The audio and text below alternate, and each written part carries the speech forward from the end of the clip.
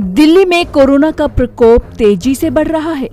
स्थिति पिछले साल की तरह एक बार फिर बिगड़ती नजर आ रही है।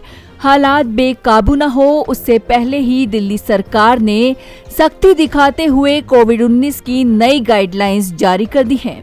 दिल्ली सरकार ने नई गाइडलाइंस के तहत शादी समारोह में 50 मेहमानों की अनुमति के अलावा और भी नई पाबंदियां लगाई हैं।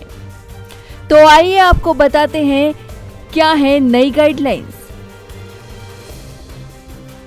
दिल्ली सरकार की कोविड को लेकर ये है नई गाइडलाइंस।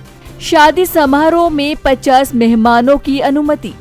दिल्ली सरकार के नए आदेश अनुसार अब शादी समारोह में 50 मेहमान ही शामिल हो सकेंगे।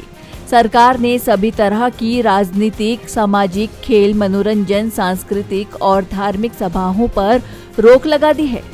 वहीं अंतिम संस्कार में 20 लोगों से ज्यादा शामिल होने की इजाजत नहीं होगी। मेट्रो, डीटीसी और क्लस्टर बसों में 50% क्षमता। नई गाइडलाइंस में मेट्रो, डीटीसी और क्लस्टर बसों को 50% क्षमता के साथ संचालित करने की अनुमति दी गई है। कॉलेज और कोचिंग संस्थान बंद।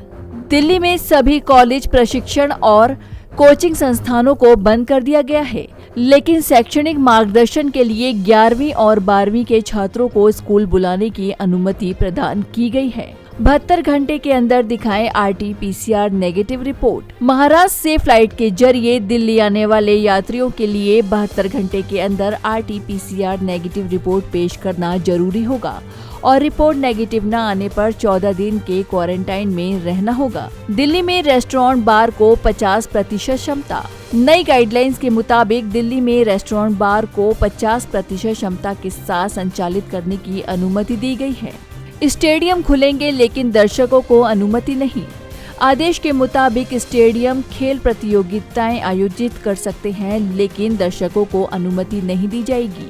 वहीं नेशनल और इंटरनेशनल कार्यक्रमों में हिस्सा लेने वाले खिलाड़ियों की ट्रेनिंग को छोड़कर दिल्ली में स्विमिंग पूल बंद रहेंगे।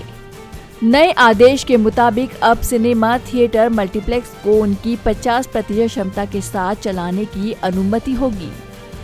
सरकारी कार्यालयों में किए गए 50% कर्मचारी। दिल्ली सरकार के सभी कार्यालयों में अब 50% कर्मचारी ही उपस्थित रह सकते हैं, बाकी के कर्मचारी वर्क फ्रॉम होम करेंगे।